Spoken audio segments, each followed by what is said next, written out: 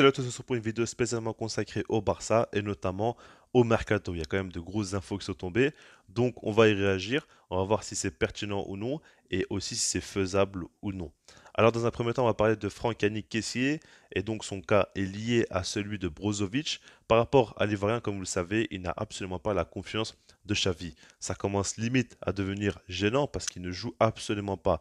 Il rentre en cours de jeu en toute fin de match ou bien il joue en tant que titulaire, mais en Coupe du Roi face à une division 3. Donc c'est vraiment pas le top. Pour un joueur qui a autant de qualité, c'est vrai que c'est assez triste, on va pas se le cacher. Honnêtement, je pensais vraiment qu'il pouvait apporter quelque chose de par son profil. J'imaginais bien un double pivot avec Frenkie de Jong, mais il n'en est rien, tout simplement. Maintenant, par rapport à son cas, l'Inter Milan est fortement intéressé par le joueur. Ce qu'il faut savoir, c'est que leur situation économique n'est pas top et que du coup l'opération pourrait les arranger. Parce qu'on parle d'un échange qui ne se fera pas en une fois évidemment, mais en deux transferts séparés, avec le même montant. Et donc par rapport à ça, on l'avait déjà vu avec la Juventus pour Pjanic et Arthur.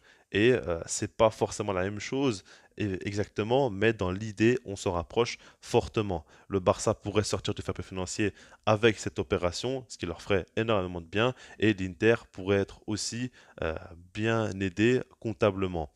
Maintenant, par rapport à ça, le truc, c'est que sportivement, ça peut être intéressant aussi, parce que Brozovic, c'est un joueur personnellement que je trouve très intéressant, qui a beaucoup de qualité. On le sait techniquement, c'est quand même très très fort. C'est un pur numéro 6 qui récupère beaucoup de ballons, qui a une grosse activité, qui a une qualité de passe longue très intéressante, et ça, il faut le prendre en compte. Parce que je dis depuis un petit temps, mais pour moi, au Barça, il nous manque un petit peu un joueur qui a une grosse qualité de passe longue pour pouvoir varier un peu plus nos attaques. On sait très bien qu'avec Xavi, le jeu n'est pas non plus toujours trop stéréotypé. On a vu notamment en première saison que des fois on peut jouer de manière plus verticale, des dégagements de Ter Stegen pour le numéro 9 et qui peut y avoir tout simplement plus de verticalité dans le jeu offensif.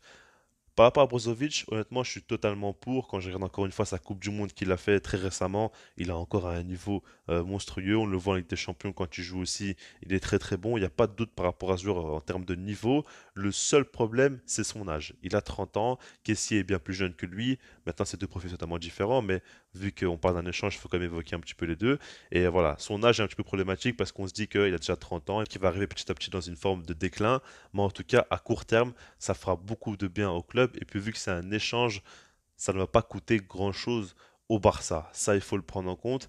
Et du coup, par rapport à l'aspect économique, par rapport au fait que Kessié est dans une situation très complexe et n'est pas utilisé par Xavi, par rapport au fait que Brozovic a énormément de qualité, va beaucoup apporter à court terme, et par rapport au fait qu'il pourra aussi remplacer Busquets, ça il faut le prendre en compte, c'est quand même beaucoup trop de positifs dans cette affaire, et personnellement, je suis pour cet échange. Maintenant, le problème, c'est que Kessié ne voudrait pas quitter le Barça, et personnellement, je ne pense pas que ça se fera.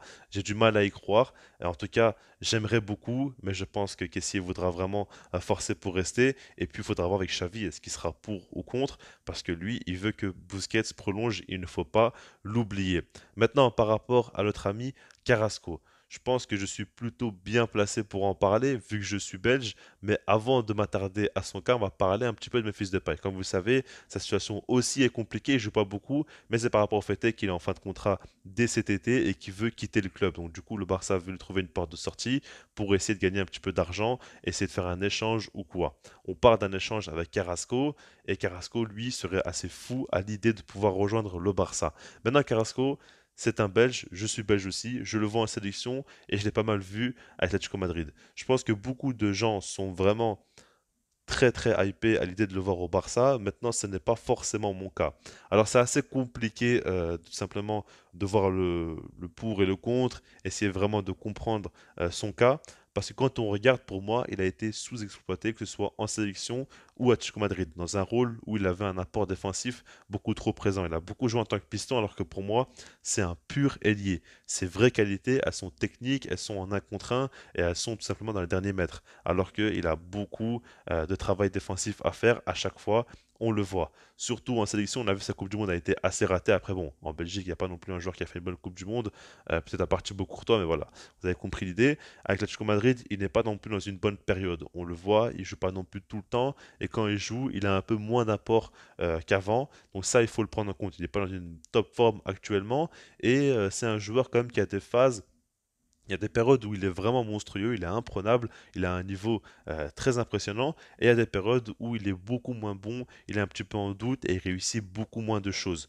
Donc ça, il faut aussi le prendre en compte. Et par rapport à tout ça, Carrasco, pour moi, c'est pas un joueur qui pourra tout simplement arriver dans un gros club comme le Barça avec beaucoup de pression et réussir à faire de belles choses. Alors je peux me tromper évidemment, mais de ce que j'ai vu, je ne sais pas s'il a vraiment une mentalité assez développé pour jouer dans un si gros club. Parce que là, on parle du Graal tout simplement, et ce sera quand même autre chose qu'Atlético Madrid, sans vouloir leur manquer de respect, évidemment. Et du coup, j'ai un petit peu de réticence par rapport à ça. Et puis même en dehors de ça, je pense qu'il faut regarder un petit peu comment Xavi va évoluer. Parce que si le système avec 4 milieux de terrain se confirme, il n'y aura pas de véritable ailier gauche qui va jouer. Donc on aura un peu moins besoin des ailiers. Il faudra plus voir sur le côté droit. Et du coup, ce sera un petit peu différent. Il faudra bien essayer de cibler les profils nécessaires. En fait, c'est ça le truc. Et Carrasco, est-ce qu'il sera vraiment nécessaire? Je ne sais pas. Si Memphis Depay part et que le système de jeu change, pour moi, c'est pas forcément nécessaire de devoir le remplacer par un ailier gauche aussi. Donc, pas mal de questions que je me pose. Après, évidemment, ça reste un joueur avec beaucoup de qualité et qui pourra faire de très belles choses. C'est possible, hein. Mais pour moi, il y a quand même pas mal de questions à se poser. Et tout ça fait que je ne suis pas forcément pour euh, l'arrivée de Yannick Ferreira Carrasco au Barça. Donc, sur ce, je vous laisse. Dites-moi dans les commentaires ce que vous en pensez. Et puis, sinon, moi, je vous dis peace.